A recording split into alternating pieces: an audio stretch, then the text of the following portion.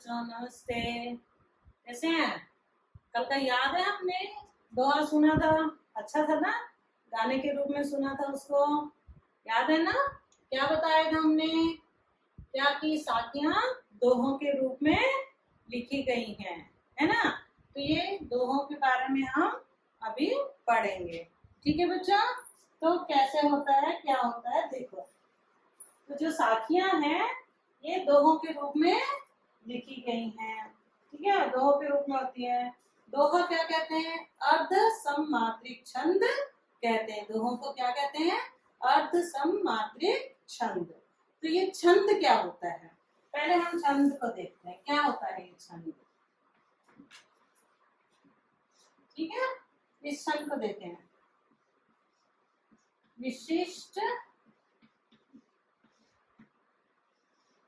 विशिष्ट नियमों से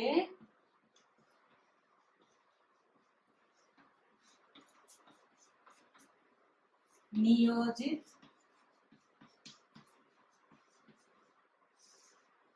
विशिष्ट नियमों से नियोजित पद्य रचना को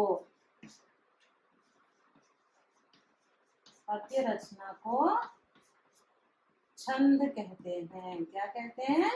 छंद कहते हैं। अब छंद अनेक प्रकार के होते हैं, ये सिर्फ एक या दो नहीं होते, अनेक प्रकार के होते हैं। उसमें हम अर्ध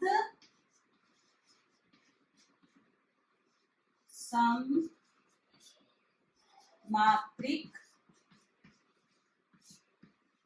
छंद, इसके बारे में अब हम पढ़ेंगे, क्योंकि हमारा जो दोहे जो है, साखियां जो हैं, अर्ध सममात्रिक छंद में आती हैं। तो ये मात्रिक छंद क्या होता है? जिन मात्राओं की संख्या निश्चित होती है, क्या कहा गया है कि जिन मात्राओं की संख्या निश्चित होती है उसे मात्रिक छंद कहते हैं। उसमें मात्राओं के बारे में बताया जाता है, उसे मात्रिक छंद कहते हैं। अर्ध सममात्रिक किसे कहते हैं? अर्ध का मतलब आपको समझ ही आ रहा होगा कि आधा, है ना? तो इसमें क्या होता है, दोहा जो हम पढ़ रहे थे, क्या बताया था हमने कल? दोहा आपको बताया था कि क्या होता है दोहा। ये 2 लाइन का होता है और इसमें 4 चरण होते हैं। कितने होते हैं? 2 लाइन के होते हैं, 2 पंक्तियां का होता है, 4 चरण होते हैं, है ना?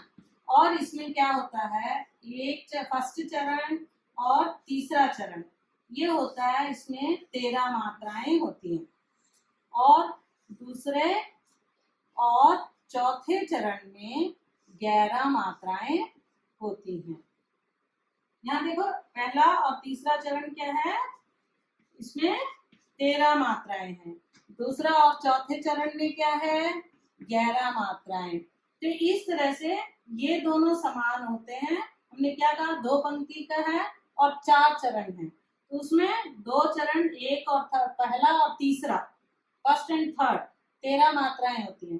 दूसरा और चौथा 11 मात्राएं। तो ये 2 समान होते हैं, ये 2 समान होते हैं, मतलब जो 4 है आधे आधे समान है, इसलिए उसको अर्ध सममात्रिक छंद कहा गया है। समझ में आया बच्चों? क्या बताया हमने पहले? विशिष्ट नियमों से नियोजित पद्य रचना को छंद कहते हैं, ठीक है? उसके बाद अर्ध सममात्रिक बताया, मात्रिक छंद बताया। क्या है मात्रिक छंद? जिन छंदों को मात्राओं की संख्या से निश्चित किया जाता है, जो मात्राएं हम निश्चित संख्या देखते हैं उसे मात्रिक कहते हैं। और अर्ध सममात्रिक क्या है? जो आधी आधी होती है। उसके लिए हमने क्या बताया? 2 पंक्तियों वाला जो है, और उसमें 4 चरण है। उसमें 4 चरणों में पहला और तीसरा 13 मात्राएं हैं, दूसरा और चौथे में 11 मात्राएं हैं। ये आधे समान है, ये आधे समान है, तो ये अर्ध सममात्रिक छंद हो गया। ठीक है बच्चों, यहाँ तक समझ में आया आपको? उसके बाद हम देखेंगे कि इसको कैसे जानेंगे कि ये कैसा है, ये दोहा है कैसा। तो इसके लिए हम देखते हैं कैसे, क्या बताया जाता है कि एक चुटकी काल को एक मात्रा कहते हैं और 2 चुटकियां मात्रा काल को दो मात्राएं कहते हैं। इसमें क्या होता है, जो ह्रस्व मात्राएं होती हैं, ह्रस्व मात्राएं जो होती हैं, एक मात्रा, ह्रस्व स्वर, सॉरी, ह्रस्व स्वर जो होते हैं एक मात्रा होते हैं, ठीक है। और जो दीर्घ होते हैं, दीर्घ स्वर जो होते हैं वो होते हैं दो मात्रा वाले। हमने बताया ना चुटकी काल में जो बहुत कम समय लेते हैं वो एक मात्रा है, जो थोड़ा ज्यादा समय लेते हैं दीर्घ स्वर वो दो मात्राएं कहते हैं। क्या कहते हैं? दो मात्राएं। तो अब इसको हम कैसे समझते हैं? अब इसका चिन्ह क्या हुआ और इसका चिन्ह क्या हुआ हम जानेंगे। इसको जब एक मात्रा ह्रस्व स्वर होता है तो हम इसको इस तरह से लिखते हैं, ठीक है। और जो दीर्घ स्वर होता है उसको हम इस तरह से लिखते हैं। अब इसको कहते क्या हैं? इसको कहते हैं लघु, और इस चिन्ह को क्या कहते हैं? गुरु। अब इनको हम क्या बुलाते हैं? लघु और गुरु। इसको यश नहीं बुलाते हम, इसको लघु कहते हैं और इसको गुरु कहते हैं। अब इसके हिसाब से ही हम अपने दोहे को भी देखेंगे। तो इसमें ह्रस्व में कौन सी मात्राएं आती हैं और दीर्घ में कौन सी मात्राएं आती हैं? अब देख लो, पहले यहाँ पे ह्रस्व लिखते हैं। इसमें आ जाता है आ अक्षर, ई अक्षर, उ अक्षर, वी अक्षर और चंद्र बिंदु। सिर्फ हम इनको ही ह्रस्व में लेते हैं। और दीर्घ क्या होता है? इसमें आ जाता है आ, ई, उ, ए, आई, ओ, औ, आहा। देखा यहाँ पे अ, ई, उ, री, चंद्र बिंदु, ये ह्रस्व हो गए। मतलब क्या है? तो कितनी मात्रा है? एक मात्रा, यानी लघु। जहां पर ये वाली मात्रा आएंगे हम इसको, इस चिन्ह को लिखेंगे और कहेंगे लघु है। और जब इसके बाद आ, ई, उ, ए, आई, ओ, औ, आहा आता है जिसमें मात्रा में, वो दो मात्रा का चिन्ह होता है और उसको हम कहते हैं गुरु। ठीक है, ये लघु का चिन्ह हो गया, ये गुरु का चिन्ह हो गया। समझ में आया इतना? एक बार फिर बोलो। देखिए, दो पंक्तियों वाले दोहे में 4 चरण होते हैं। उसमें पहला और तीसरे चरण में 13 मात्राएं होती हैं, दूसरे और चौथे चरण में 11 मात्राएं होती हैं। ह्रस्व स्वर जो होता है वो एक मात्रा वाले होते हैं, दीर्घ स्वर में 2 मात्राएं होती हैं, ठीक है। और इसका चिन्ह क्या होता है? एक मात्रा का चिन्ह होता है लघु, 2 मात्रा का चिन्ह होता है गुरु।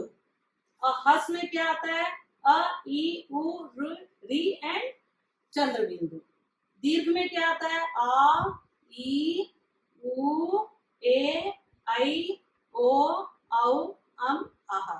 ये दीर्घ में आते हैं, ठीक है बच्चों। अब हम एक दोहे को लिख कर देखेंगे कि ये दोहा सही है। हम दोहा कह रहे हैं, दोहा ऐसा होता है, दोहे में 13 आते हैं, 11 आते हैं, हम बोल रहे हैं ना, तो ये आते हैं कि नहीं, आपको वो भी दिखा देंगे हम कि आते हैं या नहीं। इसके लिए हमें दोहा लिखना पड़ेगा, ठीक है। अब दोहा लिख कर देखें हम।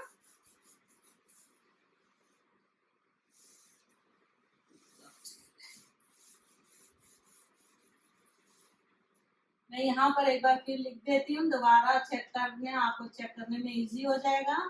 यहाँ पर अ, ई, उ,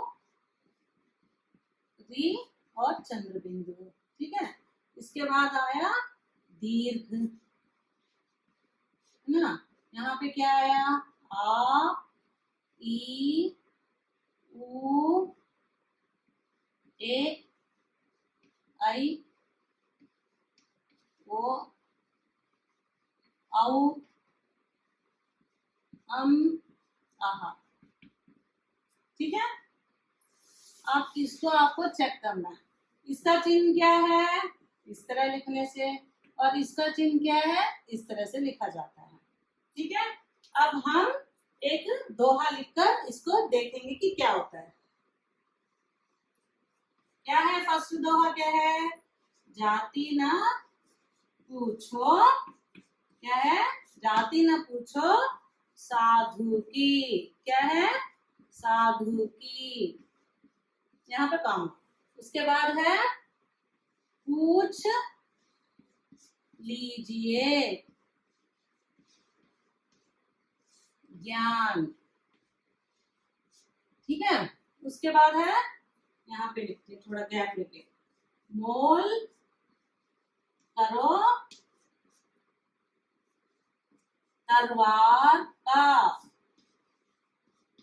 सही है, मोल करो तलवार का, ठीक है। पड़ा रहन दो म्यान, ठीक है। आगे, जाति न पूछो साधु की, पूछ लीजिए ज्ञान, मोल करो तलवार का, पड़ा रहने दो म्यान। हम पहले इसको इस तरह से, जो हमने ये बताया आपको, लघु और दीर्घ, लघु और गुरु, इनको इसमें कैसे देखेंगे कि ये दोहा भी है, हमें कैसे पता चलेगा ये दोहा है। तो इसको जानने के लिए हम इन चिन्हों का यूज करते हुए लिखेंगे। तो इसको देखते हैं पहले कि जा अक्षर क्या है, इसमें कौन सा आ रहा है, यहाँ पे से कोई अक्षर आ रहा है, नहीं, यहाँ से आ रहा है, आ रहा है ना, तो इसका चिन्ह क्या है, ये, इसके ऊपर ये लिखा। उसके बाद का अक्षर क्या है, ती, ती मतलब कौन सी मात्रा है यहाँ पर, छोटी ई की मात्रा, तो ये यहाँ पर आए, यहाँ पे क्या है, दीर्घ ई है, यहाँ पे छोटी ई है, तो यहाँ पे क्या आएगा, ये आएगा। उसके बाद यहाँ कुछ है, कोई मात्रा नहीं है, तो ये एक में लघु में आ गया। यहाँ पर क्या है, ऊ, पा, ऊ इसमें आया, किसमें आया है, दीर्घ में आया, उसका चिन्ह क्या है, गुरु, गुरु। उसके बाद हमने क्या कहा, यहाँ कौन सी मात्रा है, ओ की मात्रा है, तो ओ की मात्रा किसमें आई है, देख लो, चेक करो, हर्ष में आई है या दीर्घ में आई है, कहाँ आई है मात्रा, यहाँ दीर्घ में आई है, दीर्घ का चिन्ह क्या है, गुरु, ठीक है। फिर उसके बाद आया है सा, सा किसमें आया है, फिर देख चेक कर लो, दीर्घ में आया है, तो यहाँ पे फिर दोबारा गुरु का आ गया। अब देखो ये क्या है, साधु, धु, कौन सी मात्रा है यहाँ पर, ऊ की मात्रा है, कौन सी ऊ की मात्रा है, हस्व की मात्रा है, तो ये कहाँ है, यहाँ पर इसमें, तो इसका चिन्ह क्या हुआ, लघु चिन्ह हो गया। और फिर यहाँ पर ई की मात्रा है, ई कहाँ पर है, दीर्घ में है, तो यहाँ पर इसका चिन्ह गुरु हो गया, ठीक है। ये काम आ गया, यहीं तक हमने चेक करना है, पहला चरण यहाँ पर खत्म हो गया। तो अब हम इसको काउंट करते हैं कि ये हमने क्या कहा था, पहले चरण में और तीसरे चरण में कितने आएंगे, 13 मात्राएं आएंगी, है ना, 13 मात्राएं, और दूसरे और चौथे चरण में कितनी मात्रा आएंगी, 11, ठीक है। तो अब हम यहाँ देखते हैं कि आए कि नहीं, इसका कितना, इसका काउंट आप कैसे चेक करोगे, अब हमने ये तो कर दिया कि ये आ गई है, तो ये वाला जो होता है, एक के एक मात्रा में हमने कहा था, याद है ना, हसु जो था एक मात्रा, और गुरु जो था 2 मात्राओं के रूप में बताया था ना स्टार्टिंग में, एक चुटकी में एक मात्रा, 2 चुटकियों में 2 मात्रा। अब तो ये एक चुटकी वाला जो है, हसु जो है वो 1 है, और जो गुरु है वो 2, तो यहाँ पे क्या हुआ, कितना हो गया, ये ऐसे है, तो यहाँ पे क्या है, गुरु है तो 2, और ये 3, एक 4, फिर ये 2 है 6, और 2 8, 8 और 2 कितना हुआ, 10, फिर ये 11, 11 और 2 13, आगे 13, सही है ये। अब दूसरा वाला देख लेते हैं, क्या बोला था हमने, दूसरे वाले में कितने हैं, 11 हैं, तो अब ये देखो कितने हैं, पा को ऊ की मात्रा किसमें आया, दीर्घ में आया, जिसमें आता है हमने वो चिन्ह लगा लेना है, उसके हिसाब से चेक करना है। 6, यहाँ पे कोई मात्रा नहीं है, ये सिंगल आ गया।